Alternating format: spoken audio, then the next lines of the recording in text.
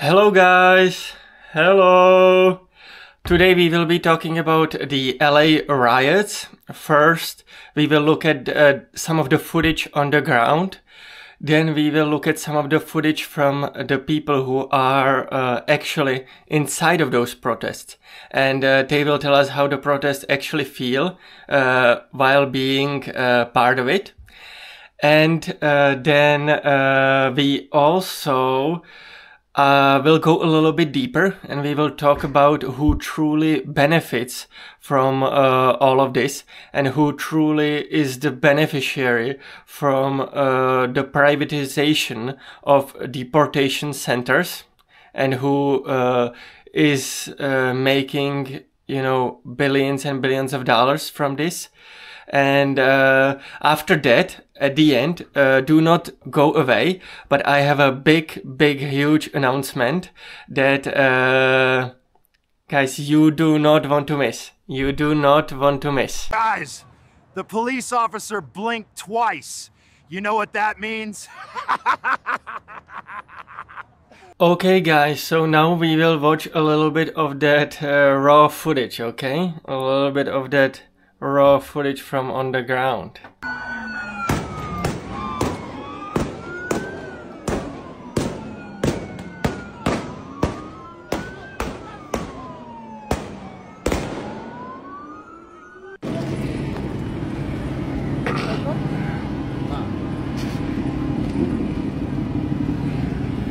Here's some cars that got hit, kind of wiped out.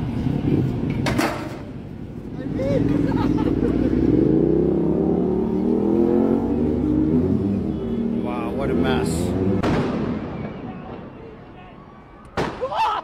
You just shut the fuck up. You okay? Now, in the last part of the video, we actually saw an international incident where Australian journalist who has been live on TV was shot by a police officer, which is quite crazy. Even the Australian Prime Minister condemned this attack on a journalist. He criticized the Trump administration for this particular international incident. In the first video, we actually saw that Trump has deployed the National Guard into the Los Angeles. Now the footage seems a bit dramatic, and you have to understand that media often picks the most dramatic scenes and runs with it. As we will see in the next videos, the situation on the ground is a little bit less dramatic. And I just want to point out that in the first video we have seen the Marines go on typical LA street, walking down, and a lot of people filming them, but it didn't seem violent, even though there has been a lot of sounds that seem quite worrisome. We have seen that the Marines, that the National Guard has been, making normal approach along the street, and there has been protests around, but there haven't been, any form of severe violence that would, be worrisome, or hopefully there wasn't none. And I just want to point out that hopefully, if I'm not mistaken, no one has been injured, or even worse, no one has been unalived. If I'm not mistaken, those are the stats on the ground right now. No one has been unalived during these protests. These protests have been actually much more peaceful than it may seem. And now we will hear from the people on the ground, okay? Now let's watch together the people on the ground, okay? My grandma, who only watches Fox News, she called me today. She said, "You need to get out of LA. LA is burning. Aren't you scared?" Meanwhile, this is what's going on in LA.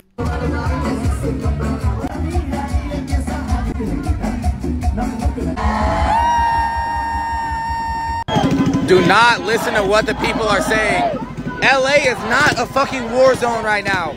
I am in the heart of the protest right now, and things have been so peaceful ever since we moved away from the police officers. There was about 2 hours straight of the police officers shooting down from the rooftops of buildings like these.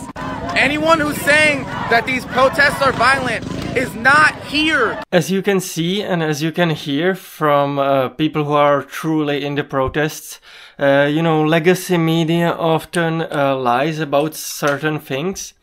They often exaggerate certain things, and on other things they are, for example, completely quiet. They completely do not dare to talk about certain subjects. Like, for example, the things that are happening in Gaza, the genocide that is happening in Gaza. There hasn't been any real food entering for months now, even though Israel has claimed that they have let food trucks in. The people are still starving, and there is a severe suppression of what information is coming out of Gaza. There has been huge censorship from the Western media and from the social media as well. There has been huge censorship, and no information is leaving Gaza. It seems like that there is a true strategy to just starve people there and don't let information come out. And for example, this is one subject that the legacy media, CNN, Fox News, MSNBC, BBC, they are all completely quiet and complicit in this genocide, and yet they are trying to distract us with, you know, LA riots and LA, you know, takeover of Trump's administration, when in reality these are mostly peaceful protests and are portrayed to be, you know, extremely violent, which in reality is not the case, or at least that's how it seems like. Now let's watch the last footage. Let's watch the last footage together. This is from a lawyer who specializes in on the immigration law in the United States. There is a beginning of the footage that has music with it. I will purposely quiet down the music in the beginning because I am afraid that this video might get taken down if I won't do so. But otherwise, everything that the lawyer says will be in the video. So let's watch it together, guys. Let's watch it together.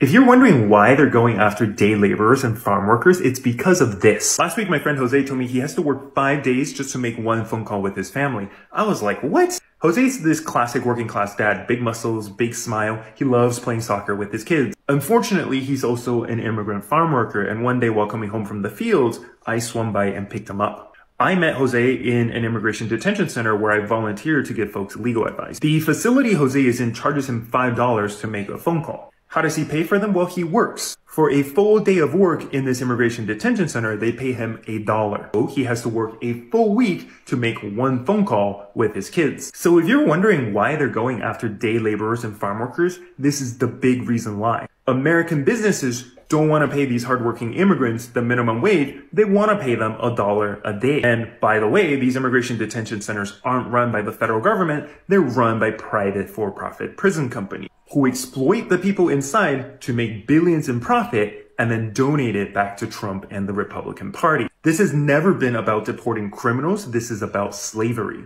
Now, this is obviously quite crazy and dystopian, but one of the other facts that is truly just dystopian about the American society is the fact that there have been a slavery, obviously, where black people had to work on the cotton fields and on the plantations for no money. They were not free citizens, they were slaves.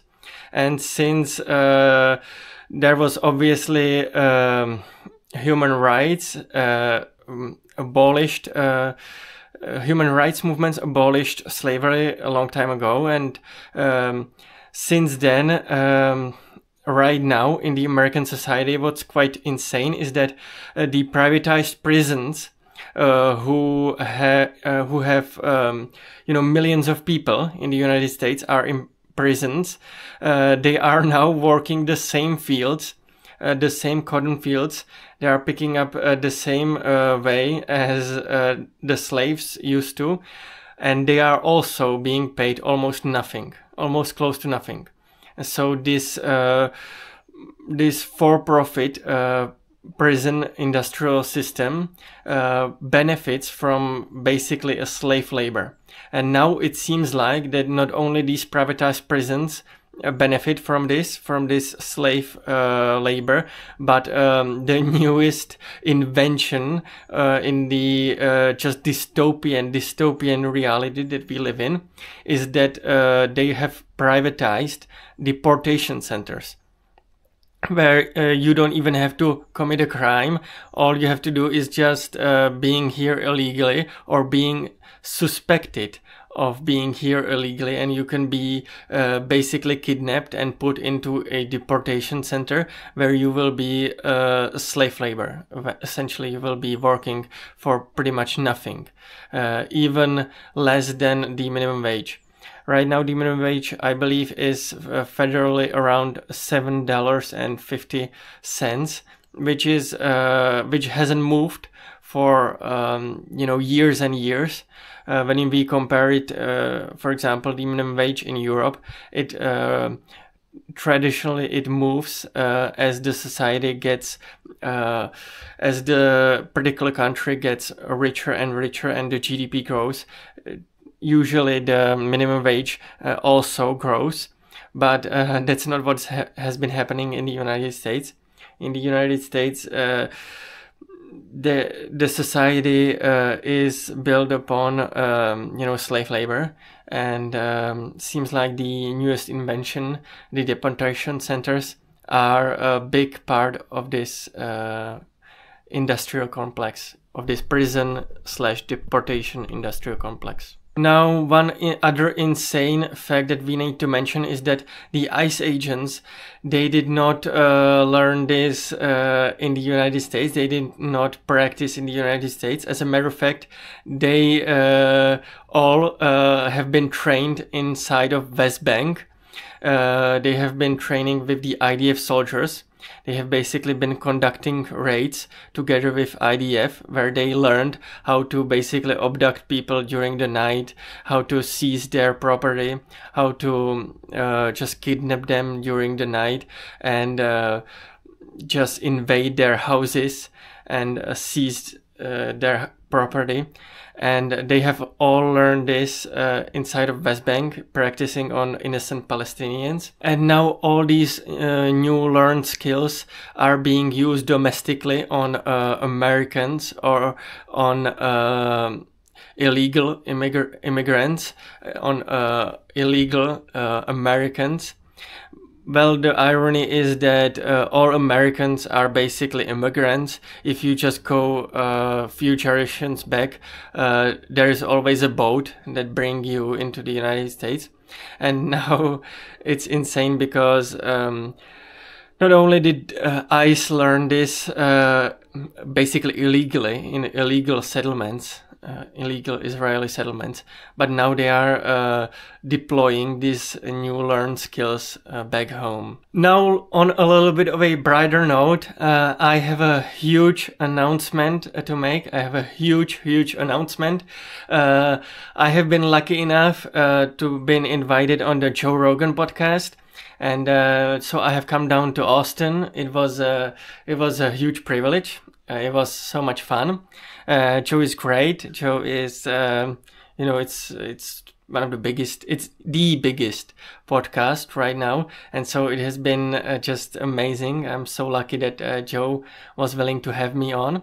And I don't know when the episode will come out on Joe's channel, but I was lucky enough to have a little bit of footage from backstage, a little bit of extra footage. And in upcoming episode, I will go over that footage. We can see a little bit from behind the scenes and a little bit of from the episode as well. I will go over that with you guys, and so it's going to be a lot of fun. So make sure to look out for this episode. Also, make sure to smash that like button. Make sure to smash that subscribe button. Make sure to check out my blog that I write. It's quite unique and exciting. Make sure to check out the videos here, there, and everywhere. And I will see you guys in the next one. Bye bye. Bye bye.